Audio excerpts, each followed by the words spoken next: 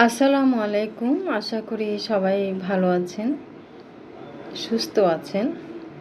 অনেক দিন পরে আবার কবিতা নিয়ে চলে আসলাম। পাঠ করছি আমার লেখা পরকীয়া কবিতাটি। সাজানো সংসার প্রশান্তির ভোর, সন্তানের হাসি শান্তির ঘর। তার মাঝেও যদি মনে জমে ময়লা, কেউ ভুল পথে টানলে প্লিজ যেও না। যদি কেউ পরকীয়া ছলনায় জড়ায়, প্রথমে মধু পরে জীবনে বিষে ভরায়। পাবে না সুখ, আসবে না শান্তি, মনে জ্বলবে আগুন, লাগবে সব অতৃপ্তি। ভেবেছ কি সন্তানের চোখ, তোমার প্রতি তার অগাধ বিশ্বাস? ভেবেছ কি নিজ সংসারের ভার, ভেঙে দিলে ফিরবে কি আর আশ্বাস? যে ভালোবাসা চোরাপথে হাঁটে, সেই ভালোবাসা গ্লানিতে কাঁদে। সমাজ পরিবারে মিলবে না কোনো সম্মান, পাবে দুঃসহ যন্ত্রণাময় পরিণাম।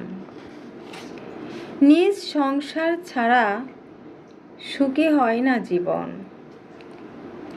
চরিত্র নষ্ট হলে পাবে অবহেলা অসম্মান।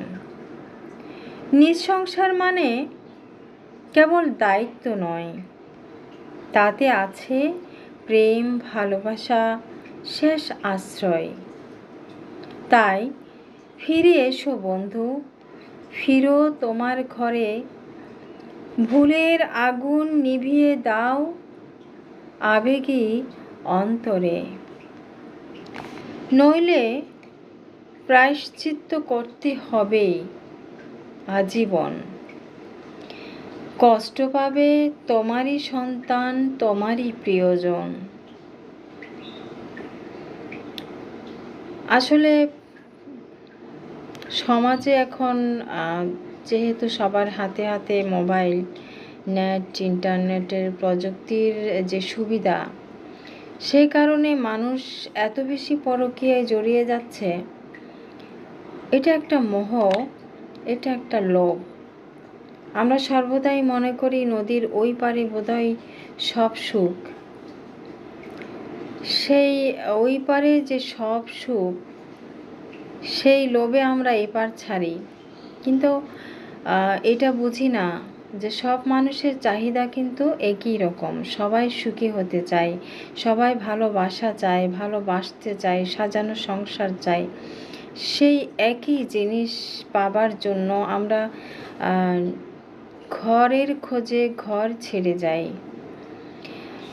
এই ভুলটা যেন আসলে কারো জীবনে না হয়, সেজন্য নিজেকে আসলে কন্ট্রোল রাখতে হয়, সংশোধনে রাখতে হয়।